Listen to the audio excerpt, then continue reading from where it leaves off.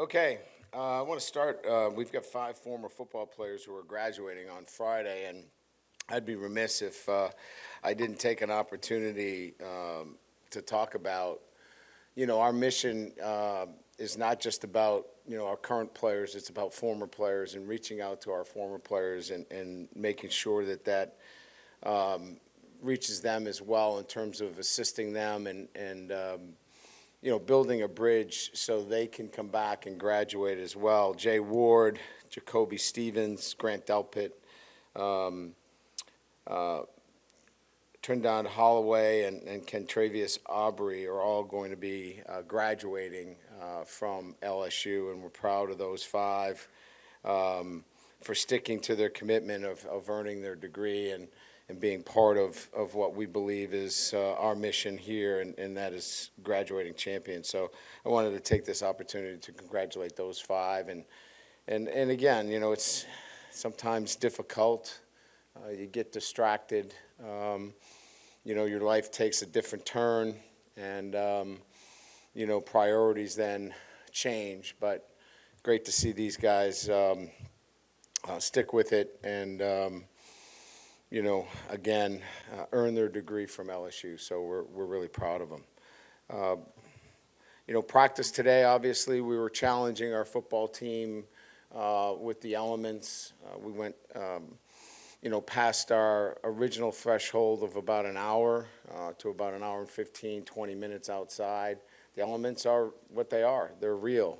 But my sense is that we need to continue to add on to our exposure outside and, build a mindset that, obviously allows us to fight through those times that, mentally, we could possibly lose our concentration because of the environment. And I thought our guys did a pretty good job by and large. In particular, the last couple of periods were a blitz pickup period, which requires a lot of intensity and focus and concentration. I thought they did a really good job. So made some progress from yesterday in terms of the way we practiced, and that's what you're looking for. So I'm pleased with the progress that they made from yesterday to today. Again, we got a long way to go. We've got to continue to work on our conditioning level in these elements, and looks like the weather is going to cooperate. Looking at the long-range weather, I think we're in for a very warm August. So I think this is going to continue, and we'll be smart. We'll be careful with our guys, but we're going to continue to build on what we need to do to be ready for, our opener in Orlando, which I can guarantee is going to be extremely warm. So with that, I'll open up to questions. Hey, Coach, over here. Matthew Bruni with On 3. The cornerback position with guys like Ashton Stamps, LaTerrence Welsh getting reps, Deuce Chestnut, just what have you seen from all of them as you continue to evaluate? Yeah, I think I see what you guys see. I mean, I think that, Deuce is a guy that's got a lot of football, Power 5 football. He's played a lot of winning football. He's competitive, smart. And so you're getting a veteran player there. Obviously, he had the surgery, so we didn't see a lot of him in the spring. But, the things that really stood out for us in our evaluation was that he was a smart player, savvy, short tackler, and was always around the ball. And that's starting to kind of show itself here early on in camp. And, again, we're 5 days in, so I'm not ready to make any kind of bold statements, but he's making progress. LT is, I think he's built on, his spring performance. His spring game was outstanding. He's had a great summer, and he continues to get better each and every day. Ashton's a true freshman who put on, a lot of weight. I think many of you remember us recruiting him. He was a bit, I would say, underweight at the position for us, and we were excited about his competitiveness and his athleticism, but we challenged him to get after it in the weight room, and he certainly did in the off season and then this summer, and he looks the part. He's doing a really good job as a true freshman. Hey, Coach. Michael Cobble, WBRZ. Jaden at Media Day said something which was interesting and it stood out. He wanted part of his legacy to be that of helping Nuss and Ricky as well. What kind of leadership are you seeing from that guy now that he's certainly comfortable, where he is?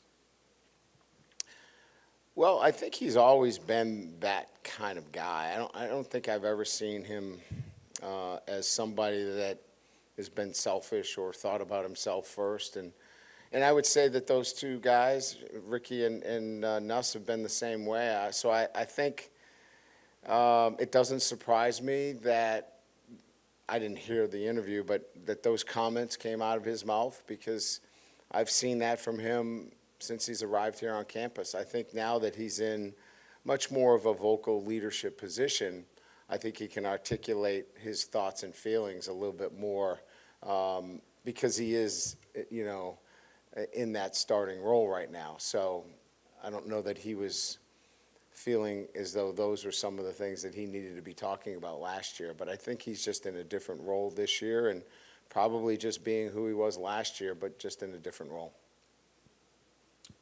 Hey, Coach. Matt Moscona, ESPN Radio Baton Rouge.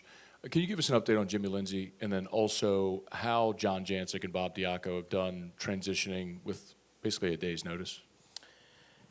Yeah, we've gotten great reports. Jimmy, I believe, is going to be released from the hospital either today or it's really soon. There's a long road of recovery ahead for him, and then there's other things that he's going to have to handle that are personal and private for the family that they're going to have to deal with. But very encouraging, just the fact that I'm able to talk about it in terms of leaving the hospital. Really happy for Jimmy, and certainly Lauren, his wife, who's been there by his side every day. So a good bit of news there that we were able to get yesterday. John's been with me. I recruited John. John played for me. He was a coordinator for me, winning a national championship, coaching the defensive line, coached with me at Central Michigan, Cincinnati. He's coordinated in the SEC. So you have an experienced coach who knows how to build relationships with players.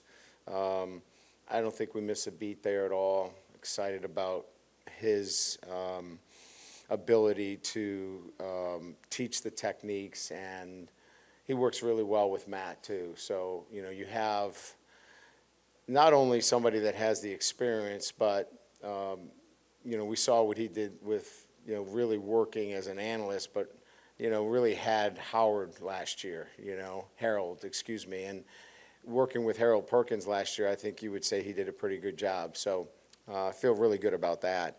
Bob Diaco, again, another guy that has been with me at a number of different stops, a great teacher, highly energetic. I know our special teams guys love coming to the meetings.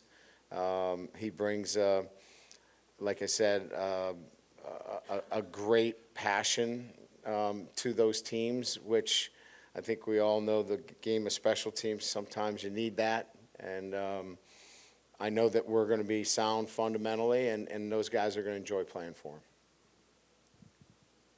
Hey, Coach Jacques Doucet, WAFB-TV. What was the thought process in bringing Trey Bradford back? What do you expect out of him, and how can he help this team? Well, the thought process was just giving a man another chance, really. He had a long road. I mean, he had to get back into school on his own. We didn't help him. He had to do everything and do it on his own. And the way we left it with him was that, look, we're open to second chances here, but this one is on you. You've got to prove yourself. You've got to prove yourself to the university. And it's going to be up to the university to decide whether they want to re-enroll you. We're not going to make any calls. We're not writing any letters. And if you understand what the guidelines are and you're able to do that, and then you come here this summer and our strength coaches sign off on you that you've done everything to warrant an opportunity, then we'll invite you to camp. And both of those things happened. So he earned a second chance. Hey, Coach. Koki Wright with the Advertiser. I was sort of curious with a guy like Mason Smith, how tough is it for a bigger defensive lineman like that to sort of regain that confidence in his knee after such a serious injury? Well, I think there is a process that goes along with that, but I think a lot of that took place in the summer. The players did a lot of player-led practices where, he was involved in drill work and he was doing those things. So I think he vetted a lot of that out through the summer. And so when he came into camp, there hasn't been hesitation on his part. It hasn't been feeling his way through it as much. I'm sure there's going to be some, feeling his way out when it's the first game, over a year. But in answering your question, I think a lot of that hesitation has diminished because of what he did throughout the summer. Do you think that explosiveness is back from just what you've seen over the last week or so? He looks pretty darn good to me, yeah. Hey, Brian. Sheldon Mickles at The Advocate. I know Thursday we talked to you about your young tight ends, and you only had one practice. Now that you have five in, what do you see about the younger guys other than Mason Taylor? Yeah, including Mason Taylor. Obviously, Mason is back after the surgery where, you can see the potential that he has to be, an All-American type player at that position. He's smart, runs well, great hands, understands the blocking schemes. And then you look at, a bunch of younger players that all have, a huge upside, and they all are a little bit different. Mark Way, obviously caught the ball very well today, but, he's physical in line, and he gives you that version. I think you look at Pimpton and the size jumps out at you and the range, the catching range. I think all of them bring a little bit something different to the table, but all have made great progress. And I think in some fashion, depending on game plan and what we're doing, that they'll all get a chance to compete for us. Coach Bryce Kuhn, 24/7 Sports. We talked with Mason yesterday, and he mentioned something that kind of stood out was being where your feet are. And is that a theme for this team? Is that something that you're kind of preaching of when talking about the outside noise, but just kind of being where you are today and worrying about that? Yeah, it's impossible today when you think about NIL and gambling and transfers and all that swirling. It's hard to even, get into a process on a day-to-day basis if you're distracted from even getting there with all that's going around you. So we've made, I would say, a point on a day-to-day basis of making sure our players know why they're here.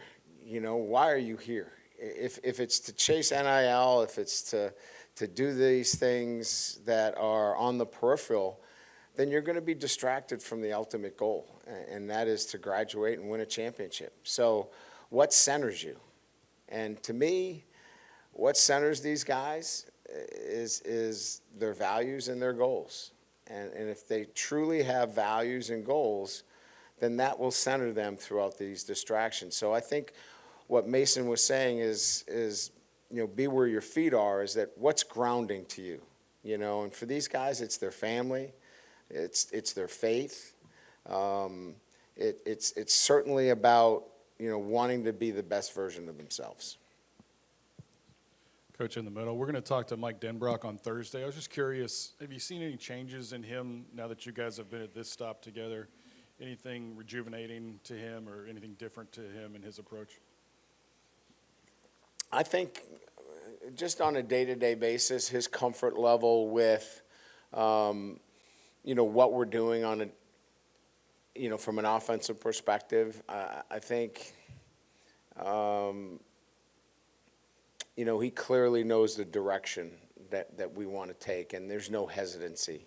He doesn't feel like he has to keep me happy or, hey, I'm doing this for you. He knows exactly what's expected, and he can go without having to look over his shoulder. And because of that, he's assertive, makes those decisions that are in the best interest of the offense, and whether it's personnel or other, and, it makes for a great working relationship. Hey, Brian, Glenn Wesco, 247. Just with the running back room as a whole, now that you guys have 5 practices in, wondering if you could speak to just the rotations there. I mean, it really seems like you guys are still getting a lot of guys, a lot of reps, and just also about Caleb Jackson in particular. What have you seen out of him? Well, he's big, he's physical, he's strong, but he's raw. And so a lot of the work with Caleb is ball security, low pads, the nuances of the game, which, when you have a physical, I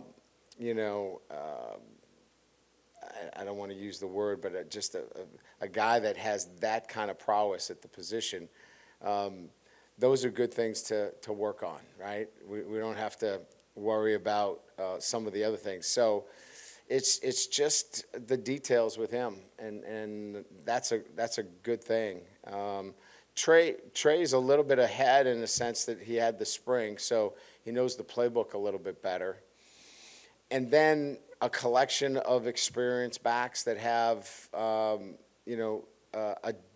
a different style. Each one of them has a little bit that they can offer. So, look, we got one football. That hasn't changed. So, we'll figure it out as it goes. But my guess is that, it always ends up coming back to the guys with the most experience end up kind of rising to the top and taking it over. Yeah, Brian, right here front row. Ron Higgins, the Shreveport Bossier Journal. After the incident yesterday on the practice field, you pulled Harold aside and talked to him for a while. What was your message to Harold about that incident? We were talking about his NIL. What I think he was trying to get a John Deere NIL, and I think the 2 linemen already have one. And he thought that was probably a good idea not to get one. Yeah. Everything that happens out there are teaching moments, I mean, every day. I mean, that's like so far behind me, yesterday, because they're 18 to 21-year-olds. And so this morning, there were so many teaching moments down here in this hallway, in this locker room, that I forgot about yesterday. So, you deal with what happens in front of you, and you try to bring everything back to,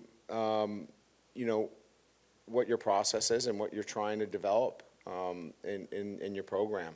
And so, there'll be moments like that similarly in a couple of days that I'll have to deal with that maybe you won't see, But every day's in my life as a coach is a teaching experience, and so you better take your chance to teach while that happens. And so we made it a teaching moment.